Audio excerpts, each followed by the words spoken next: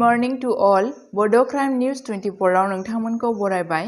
आं नोंथांमोननि anchor S आरो दिनैनि फुंबिलिनि खौरांखौ आं नोंथांमोननि सिगाङाव फरायथिनो लादों। आसा खालामो नोंथांमोना खौरांखौ जोबजासे खोनासंगोन।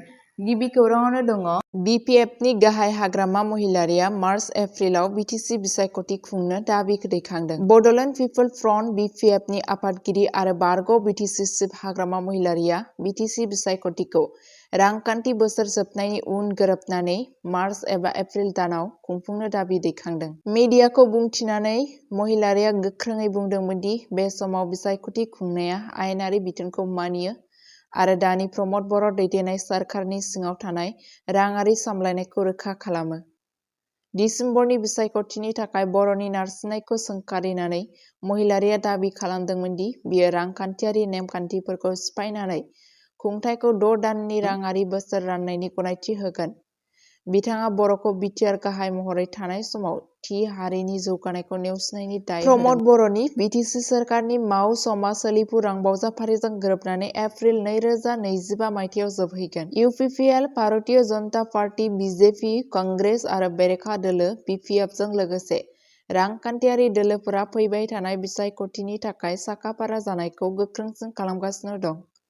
बिजन'आव जानाय मोनसे मेलनि गेजेरजों ex National Democratic Front of Bodoland, बारग' NDFB, अल बर' फरायसा आफाद (आबसु) आरो UPPL लाइमोन गांखंनि सा 27 सोद्रोमाफोरा BPFआव हाबफैयो।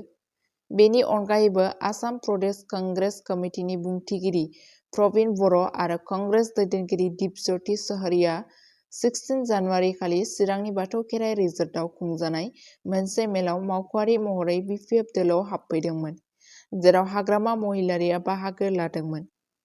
राजखान्थियारि गोख्रैथि दानायजों फैबाय थानाय BTC बिसायख'थिया ओनसोलनि राजखान्थियारि थासारिखौ गोदान महर होनो थियारि जाबाय। नैथि खौराङावनो दङ मुम्बाइ पुलिसआ सैफ आली खानखौ खास्रि-बिस्रि गाग्लोबग्राखौ हमनो हाबाय। मुम्बाइ पुलिसआ शुक्रबारखालि बलिउड फावखुंगुर सैफ आली खानखौ बिथांनि गोजौ थाखोनि बांद्रा एपार्टमेन्टआव सिखाव खावनो नाजानायनि समाव खास्रि-बिस्रि बुथारनो नाजानाय दायनिगिरिखौ खायो। बे जाथाया बृहस्पतिबारनि मोनायाव सतगुरु शरण बिल्डिंआव जादोंमोन, जेराव खानखौ सासे हाबफैग्राया गाग्लोबदोंमोन। गाग्लोबग्रानि सिनायथिखौ दासिमबो मिथिनो मोननाय जायाखै।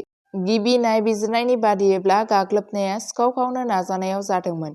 बिल्डिंनि CCTV फुटेजखौ नायबिजिरनायाव पुलिसआ सन्देहगोनां सुबुंखौ सिनायथि होयो, जाय गंसे दंफांनि लावथि आरो मोनसे गोलाव हेक्सा ब्लेडजों आखाइ गोनांमोन। फुंनि 2:33 रिंगायाव रेबगान्थि खालामजानाय फुटेजआ रोखायै सन्देहगोनां सुबुंनि मोखांखौ सेबखांदोंमोन। बिथांखौ मोनसे मुगा गाबनि कलार गोनां टि-शार्ट आरो गोजा स्कार्फ गाननाय नुनो मोनो, जाय बिल्डिंनि 6थि थालानिफ्राय सिरिनिफ्राय गाहायाव फैयो। गाग्लोबनायनि फिननाय महरै मुम्बाइ पुलिसआ हाबफैग्राखौ नागिरनो आरो हमनो थाखाय 20 हानजा दादोंमोन। सन्देहगोनां सुबुंनि जाफुंसार सिनायथि आरो ट्रेकिंनि उनाव खानाय जादोंमोन। दायो नायबिजिरनाया सोलिगासिनो दं। थामथि खौराङावनो दङ गुवाहाटीनि जुलिनि हलाव पुलिसनि सिग्रोमनायाव हौवा गोदानखौ हमदों। गुवाहाटीनि फाथासिल आमबारि पुलिस थानानि साखाथियाव उन्दै बैसोआव हाबा जानायनि मोनसे सोमोनांथाव जाथाय नुनो मोननाय जादोंमोन, जायनि जाहोनाव हौवा गोदानखौ खानाय जादोंमोन। बे जाथाया बिशाल मेरिज हलाव जादोंमोन, जेराव धीरेनपारानि इटाफाथा ओनसोलनि थागिरि मनीष गुप्ताया अजद होनाय बायदियै हाबा जागासिनो दंमोन। खौरांनि सायाव बिथा खालामनानै पुलिसआ बृहस्पतिबाराव हाबाफारि थावनियाव सौहैयो आरो फोरबोनि गेजेराव गुप्ताखौ हमदोंमोन। जाथायनि सायाव पाटासिल पुलिस थानायाव मोनसे केस रेजिस्टार खालामनाय जादों। गुप्ताखौ आथिखालाव पुलिसनि जिम्मायाव दोननाय जादों मानोना आरोबाव नायबिजिरनाया सोलिगासिनो दं। ब्रैथि खौराङावनो दङ राङापारायाव पेसेन्जार ट्रेननिफ्राय 3,01,000 सो रांनि गांजा जब्द खालामदों। राङापारानि रेलवे रैखाथि हानजाया फिन गोबां बिबांनि होबथाजानाय गांजा हमनो हादों। RPFआ 3,01,000 रां बेसेननि बन्द खालामजानाय गांजाखौ जब्द खालामदोंमोन। रेलवे रैखाथि हानजानि BG3 नि रङिया खोन्दोनि पुलिस मावख'गिरि सहनलाल प्रधाननि दैदेननायाव मोनसे हानजाया 15,613 गुवाहाटी मुरखंसेलेक उजानिमुवा लाचित एक्सप्रेसआव नायग्रोमदोंमोन आरो मोननै दाबानिफ्राय 30 किल'ग्राम 100 ग्राम गांजा जब्द खालामदोंमोन। राङापारानि RPFआ मोनसे आन्दोनि फुंखानि बिथायाव दावबायारि ट्रेननिफ्राय गान्जाखौ जब्द खालामनो हादोंमोन। बबेखानि सिग्रोमग्रा हानजाया रावबो सुबुंखौ हमनो हायाखैमोन। बाथि खौराङावनो दङ पाकिस्ताननि बारग' गाहाय मन्थ्रि इमरान खान आरो बिसिखौ कारापसन केसआव 14 बोसोर जोबथेसालिनि साजा फोसावबाय। इमरान खान आरो बुशरा बिबिखौ कारापसन केसआव साजा होनाय जादों। पाकिस्ताननि न्यायाधिकरना बारग' गाहाय मन्थ्रि इमरान खानखौ 14 बोसोर जोबथेसालिनि साजा फोसावदों। फारसेथिं बिथांनि बिसि बुशरा बिबिखौ जाख्ल'नायनि थाखाय 7 बोसोरनि साजा होनाय जादों। बे मामलायाव अजद दं दि खानआ पाकिस्ताननि धोन बाख्रियाव हरफिननाय 240 मिलियन बाहायनानै रां थगायनायखौ सुबिदा होनायनि बदलै सम्पति टाइकुन मालिक रियाजनिफ्राय हा नाजावदोंमोन। बेरेखा हान्जानि दैदेनगिरिफोरा रायखौ फेरफाथिनानै सानथांखि बानायदों।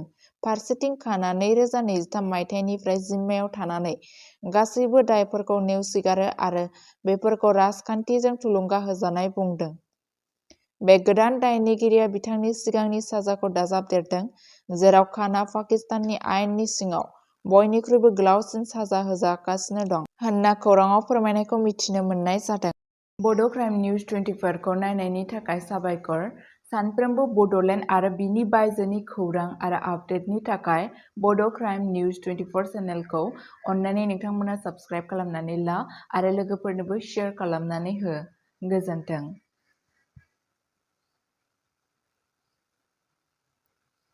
बड' क्राइम निउज 24 खौ नायनायनि थाखाय साबायखर।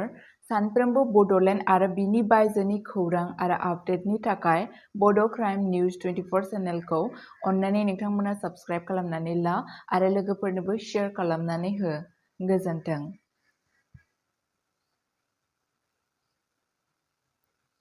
बड' क्राइम निउज 24 खौ नायनायनि थाखाय साबायखर। सानफ्रोमबो बड'लेण्ड आरो बिनि बायजोनि खौरां आरो आपडेटनि थाखाय बड' क्राइम निउज 24 चेनेलखौ अन्नानै नोंथांमोना साबस्क्राइब खालामनानै ला आरो लोगोफोरनोबो शेयार खालामनानै हो। गोजोन्थों।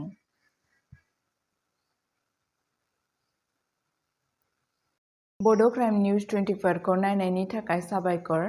सानफ्रोमबो बड'लेण्ड आरो बिनि बायजोनि खौरां आरो आपडेटनि थाखाय बड' क्राइम निउज 24 चेनेलखौ अन्नानै नोंथांमोना साबस्क्राइब खालामनानै ला आरो लोगोफोरनोबो शेयार खालामनानै हो। गोजोन्थों।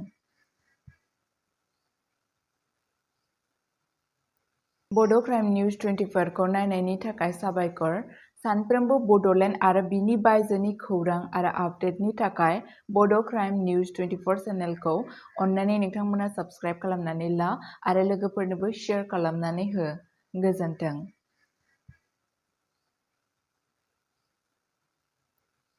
बड' क्राइम निउज 24 खौ नायनायनि थाखाय साबायखर। सानफ्रोमबो बड'लेण्ड आरो बिनि बायजोनि खौरां आरो आपडेटनि थाखाय बड' क्राइम निउज 24 चेनेलखौ अन्नानै नोंथांमोना साबस्क्राइब खालामनानै ला आरो लोगोफोरनोबो शेयार खालामनानै हो। गोजोन्थों।